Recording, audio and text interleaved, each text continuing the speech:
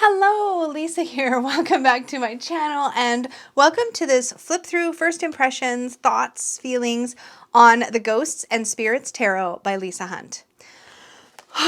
Okay, so this is officially a Danny made me do it purchase. Maybe Danny and Dustin, because Dustin purchased this also. But I'm excited to go through the cards. I haven't done it yet. I got this deck in, took all the plastic wraps and things off, and then put it away in my drawer to be looked at a later time. And now is that time. So we are going to, oh, it says special bonus card included. That's kind of funny. We are going to take a look at this. Now, this is a deck by Lisa Hunt, who is the same. She's done quite a few decks. I hate tuck boxes. This drives me crazy. I'm going to need a Peggy bag for this deck. But I'm excited. This is a ghost and spirit themed tarot. That's what I was going to say. Lisa Hunt has done a number of decks, including the Fairy Tale Tarot, which is currently out of print. The Animals Divine Tarot, which is also out of print. The Fairy Tale Lenormand. There's quite a few decks, actually. I think she also illustrated the Celtic Dragon Tarot. I'm guessing on that one. I think that's true. But we love Lisa Hunt's artwork. I love Lisa Hunt's artwork. So I'm kind of excited to take a little tour through this, hopefully kind of spooky deck. We shall see. It is a US Games deck, and it does come with a little white book, and it is only in English. So it looks like it's actually going to be decently substantial for a little white book. So we're going to set that aside. This is our bonus card, cardstock. So this is a classic US Games, like classic pre-indie deck style, because US Games does now do some independent deck style decks that feel the cardstock's heavier, it's more matte, that sort of thing. This feels like a classic deck, like the kind of cardstock you'd get on a deck from US Games in like the 90s, the early 2000s. In fact, when was this deck created? This deck was created in 2011, so it has existed for quite some time. This is not new. This is what the backings look like. They're these cute little, it's like this cute Triskele of ghosts. Let's zoom us in. Super cute. Love that. And it has, the only thing I don't like, well, maybe I shouldn't say only thing, I haven't gone through the deck yet, but what I don't like is you have this really beautiful, like parchment looking border on the backs, or I mean on the front of the cards, but then on the back, it's like bright white ghosts with a bright white border, which feels like the backs belong on a totally different deck. Like, I'm sure it would grow on me and that's fine, but like, why was that choice made? I'd be so curious to hear. Like, this is a really cool image, but it doesn't seem to match the actual aesthetics of the deck itself. So that's a little bit weird, but it is what it is. So that's our extra card. And I don't know if this has an intention or a meaning, so I'm just going to set it aside with the book for now. And actually, let's get the book out, because I think if I remember correctly, Danny mentioned that each one of the sort of things, every illustration features a particular type of ghost or spirit. So I think I'm going to keep the book handy, and we're just going to reference this. Let me just bring it off camera so it's not super distracting. And I'm going to reference this as we flip through, just for fun. So Lisa's art style is incredibly detailed, and you can really see that here in this image of the Fool. Here we have a lesby, or no, excuse me. Here we have a leshy, and it says leshy are wood spirits inhabiting the dark forests of the Baltics, and it goes on from there. But that is a very foolish card for sure. This is such beautiful artwork. Like, so far it doesn't even feel very ghosty. Here's our magician, a psychopomp. The high priestess, this is really gorgeous. Enchantress, and it says Sibyl. So I don't know if that's a specific. Yeah, the most famous oracle of Greek-Roman legend, the Sibyl of Cumae, Italy, guided Anus. Oh my gosh. God, I don't know how you pronounce it. It's A-E-N-U-E-U-S. A-E-N-E-U-S. Is it Inus? I don't know. Oh no. Okay, anyway. Through the land of the dead and enabled him to return to the living. Just stepping away from what this deck might stand for so far. This is just a really beautiful Fool, a really beautiful magician, and a really beautiful high priestess. You can see like the skulls and the spirit kind of vibe in the deck, but I feel like I could see myself enjoying using it just from these first few cards in a more intuitive way, just to kind of connect to spirit or spirit world. Super interesting. We'll see if I feel the same as I go through the deck. The Empress is guardian spirit, which makes sense. That's so beautiful. The Emperor is dragon ghost god. Dragon ghost gods. Huh. So pretty. The High Priest. So this is our Hierophant. Apparition. The Lovers. Spectre Bridegroom. Wow. This does feel like a deck. This is the Chariot. And what does the Chariot show? The Wild Hunt. This so far feels like something I wouldn't be reaching into the guidebook for. Maybe I'm wrong, but so far I feel like it's really just beautiful. Strength. Oh, Strength is Mummy, Ka. For the Hermit, we have Dryads. For the Wheel of Fortune, Hungry Ghosts. They are condemned to wander the earth until good karma is restored. They are based on Hindu tradition. Justice. This is so pretty. I've seen this image elsewhere. Oh, wait. I've seen this image elsewhere, she says. It's on the cover of the box. That's funny. Snow Ghost. The Hanged Man. The Undead or Vampire. Death. Grim Reaper. Makes sense. Temperance is Swan Maiden. Chains for the Devil. I love that so much. That's Jacob Marley. That makes so much sense. The Tower. The Tower is the fall of the House of Usher in Edgar Allan Poe's horror story. The Star. Cloud People or Shiwana. The Moon. Okay, here's Anus again.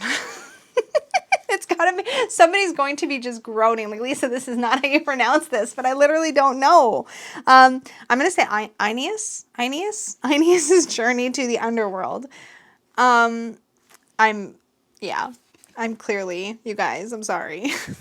The Sun is Grateful Dead. Seriously? In Tales of the Grateful Dead, I didn't know this was a thing, the good-hearted hero pays a dead man's debt and then befriends a stranger on his journey. After bringing a pattern of good fortune, the stranger discloses his true identity as the dead man the hero had kindly helped. Everything has come together in a confluence of joyful exuberance. The circle of positivism exemplifies the return of good karma. All the elements embrace the energy of the sun and ensure that life continues. Divinatory meaning. Abundance and joy are all-encompassing as hard work and kind acts are rewarded. It's important to remember that small joys can culminate into true happiness. I don't know why I read the whole thing, but I felt like it. Judgment is Judgment of the Dead. That makes sense. The World is the Dance Macabre. La Dance Macabre. That's really cool. Okay. And then we are into the Minor Arcana. So we're starting with the King of Wands. We're just going to go with this order, but it looks like it goes King, Queen, Knight, Page, and then it goes Ace and up. So for our King of Wands, we have Herne the Hunter. We have White Ladies for the Queen of Wands. This artwork, though, you guys, is so pretty. I'm going to put the book away because I know each one of these has a story and has a name, but I feel like I'm distracted by that and I'm not really getting to sink into the artwork and I really want to see it. Now, this isn't a deck I could see myself trimming because I don't typically feel called to trim decks that have this very detailed or busy art style. He looks like a King of Wands to me, so that makes sense. He could also look like a King of Earth to me, too, though. The Queen of Wands. So pretty. The Knight of Wands. He looks like he's climbing down under the sea, perhaps. It's hard to tell what's happening there, but that's what it kind of looks like. The Page of Wands. Then we have our Ace of Wands. So beautiful. I feel like I could just sink into this artwork, though. The Two of Wands. The Three of Wands. The Four of Wands. I feel like this is a deck I would need to study. Because until you know, and this is what I think I'm realizing, until you know the meaning of what's happening on the card, I feel like the RWS meaning of the card is not immediately apparent. Five of Wands. This almost looks more like a Five of Swords to me. Oh no, I just realized. Wait. 4, 3.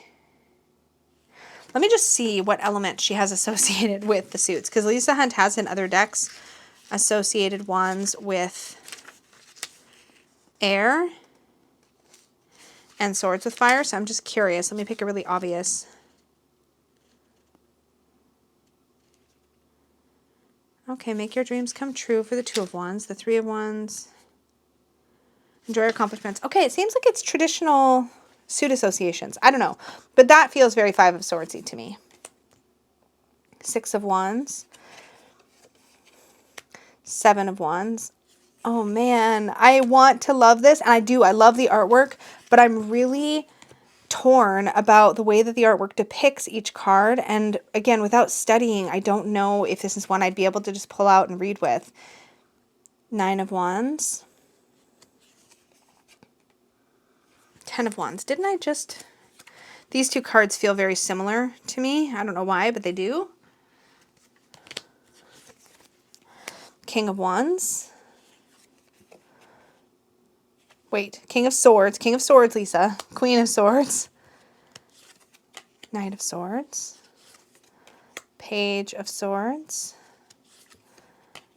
The Ace of Swords. That feels like such an Ace of Swords moment. Two of Swords. Three of Swords. Yeah, it's very much the traditional association, but a lot of these images, they're stunning. They're really, really beautiful. I just don't know if I'm seeing in the cards what I'd want to see without studying and really getting to know each card through the book. I don't know. The Six of Swords. Seven. Eight. Definitely a hemmed in feeling there. The Nine. Wow. The 10. That looks like Gollum. I bet you that's a Gollum. Put in a bet.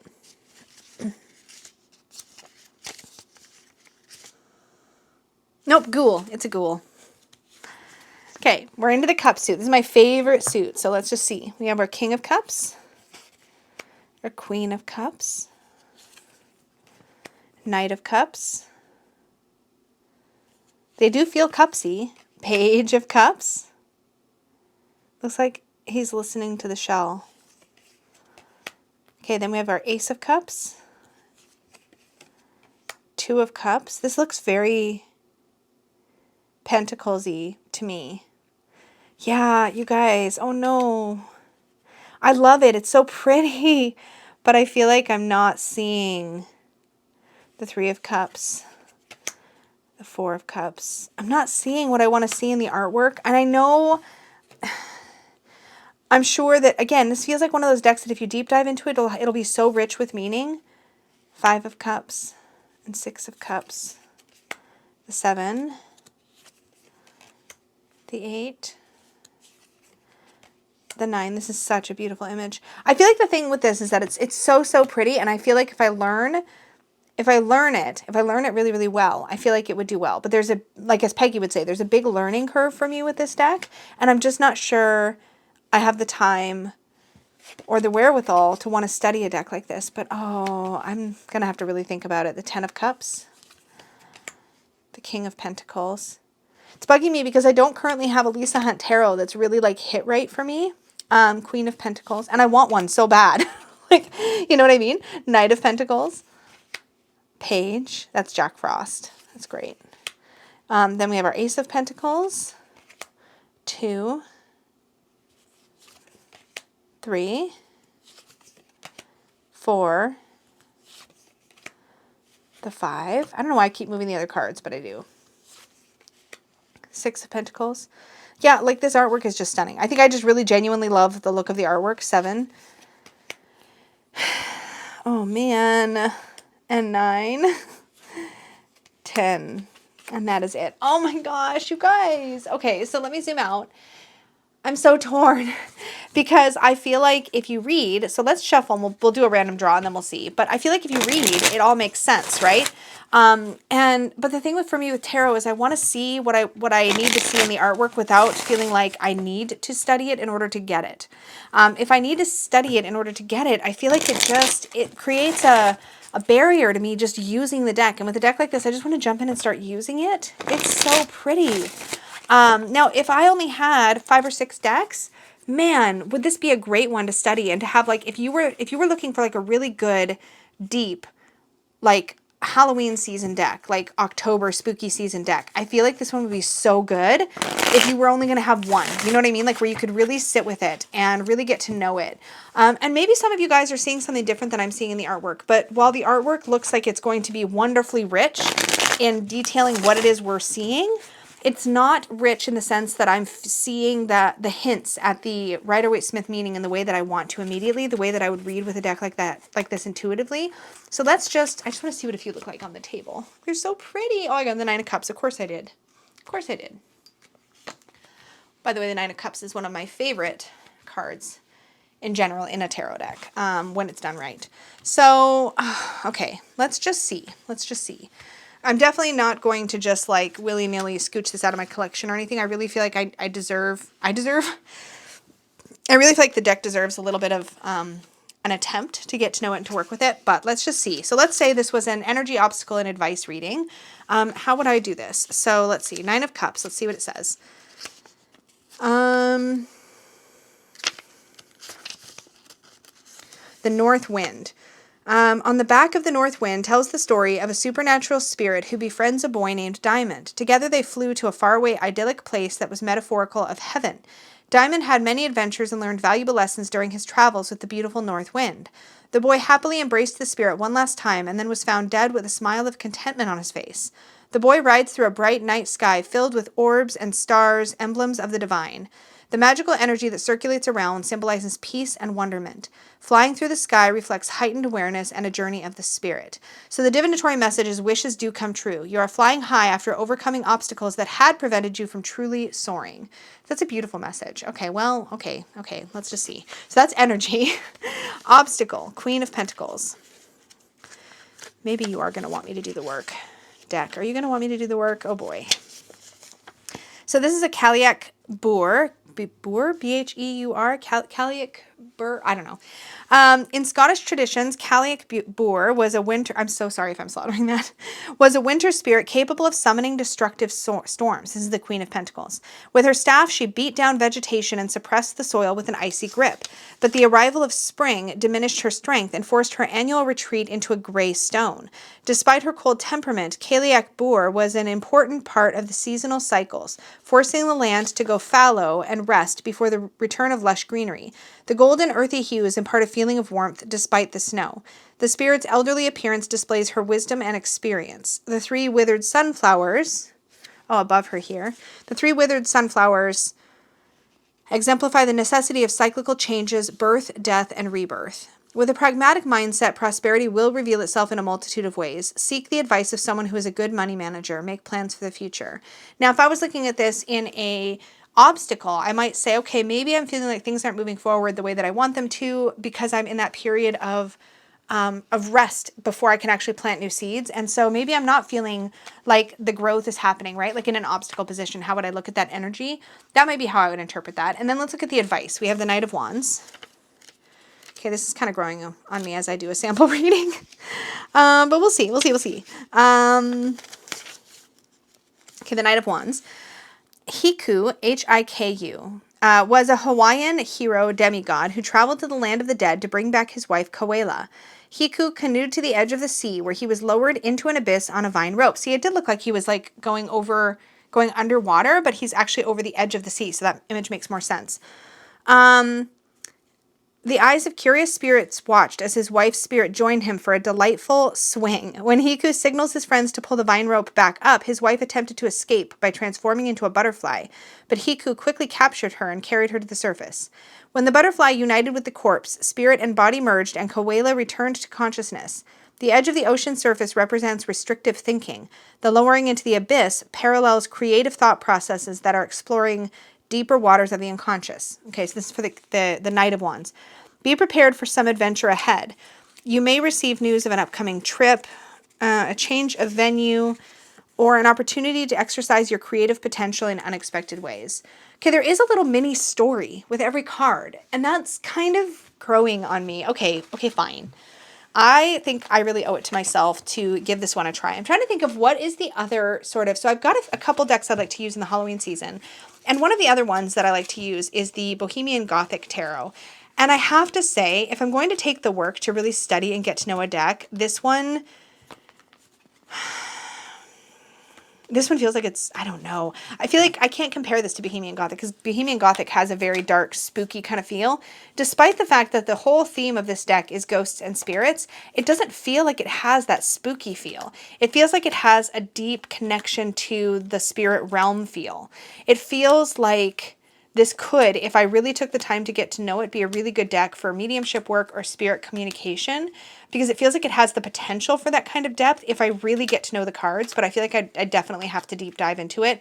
I think this could be really worthwhile. Now that I've taken a closer look at the guidebook and the way that the entries are written, I feel like you have enough that you could really start to develop your own relationship with each of these different types of characters. It makes me want to literally sit. I don't know if you guys ever used to do this. This is such a funny thing to talk about, but when I was in like high school and college and just when I was younger, I would get a new CD. I know we don't really do that anymore, but I would get a new CD or I'd get a new tape cassette and I would listen to the entire thing over and over again while I looked at the little pamphlet that came with the album, the music, and I would read the lyrics because back in the day you would get a am I totally dating myself? Does this still happen? Anyway, with tapes and with CDs, oftentimes you'd get a little fold out pamphlet that would have all the songs in order and they would have the lyrics. And so I would listen to the music while I read the lyrics. And I'd do that until I really got to know the album. And then the music would just be so much more enjoyable because I'd taken the time to really get to know it. That's what I feel like I need to do with this deck is like sit in a bubble bath. Heaven forbid I drop the cards, but sit in a bubble bath or curl up with a blanket and just sit and read the book cover to cover while I look at each image. I did that with the Witch's Wisdom Tarot, and I've done it with other decks in the past as well, and it's really been a really lovely experience. I feel like that's kind of what I need to do with this deck, and I really kind of want to. I think because it's the artwork is so beautiful, but it's not handing it to me on a silver platter. It's not like, okay, here's the tower is pretty obvious. And the Emperor looks pretty great as a dragon. But here's a 4 of Pentacles, and we have these 4 spirits. They might be doing some kind of clinging or grasping, but I want to know their story. And I feel like that's what Lisa Hunt's deck is inviting me to do, is get to know the story. And so I've kind of gone, I feel like, on a bit of an emotional roller coaster ride with this walkthrough. Like, I got really excited. And then as I went through the cards, I was like, oh no, I don't think it's going to work. And then I did that sample reading and I was like, wait, first of all, for me to shuffle and then pull the Nine of Cups, which is one of my, it's like, yeah, it feels like the deck is like, hey, don't give up on me so quickly. I've got stuff to show you. I've got stuff to teach you. I think I want to put the effort in for this particular deck, but man, do I wish that there was not these bright white backs, because the fronts have this aged, kind of like you're looking into a grimoire or a book of shadows kind of feel to them. And then you flip it over and you're like, but really, it's Ghostbusters. Like, which are you? Are you Ghostbusters or are you like an old grimoire? Like, that was such an odd choice. But anyway, okay. This actually makes me want to look at other Lisa Hunt decks maybe a little bit differently. But anyway, okay, enough of that. Let's see real quick. I just want to check and see if there's any reference to this extra card that comes in the deck. So if there's going to be, I feel like it'd be after the majors. That's usually where that would show up. And there is not, unless it's in the back. Let's go to the very back. Nope, there's a couple note pages. There's a 5-card spread for Realm of the Spirit. Nope. So this is just like basically a bookmark. That's what that would become for me. So I'm going to actually tuck that into the guidebook like that and set it. Oh, well, I guess I'm not going to yet because I want to do my fan. This is lovely cardstock for fanning, but let's just do it anyways because like we can. So satisfying and beautiful. So that, my friends, is the Ghosts and Spirits Tarot. Oh my gosh, I'm like struggling to grab the box. That is the Ghosts and Spirits Tarot by Lisa Hunt. Okay, I will keep you guys posted. You know I will. But I'm excited to actually take some time to really get to know this deck. And maybe this will be the only deck I'll work with this Halloween. What are you saying, Lisa? That's not going to happen. You have so many Halloween decks you love. But I'm really excited to see what happens, see what unfolds between me and the Ghosts and Spirits Tarot. Thank you so much for hanging out with me. I would love to hear your thoughts below, particularly if this is a deck you have or have had for a while. I would love to hear from you guys. What do you think? Is this one that, like, do you see something I don't see? Did you see stuff that you were like, Lisa, no, look closer. Like, and I do want to hear the real pronunciation. I'm probably going to get a bazillion comments about it for Mr. Ines, because, or Ineus, or whatever it is. whatever is probably not anus. I would love to hear from you guys about that. Anyway, thank you so, so much. If you enjoyed this video or you found value in it, click the like button. It helps the channel out so, so much, as does subscribing. And don't forget to hit the bell if you would like to be notified of my future videos and live streams, at least when YouTube rolls out those notifications properly. Thank you all so, so much. And may your magic always shine from the inside out. Bye, guys.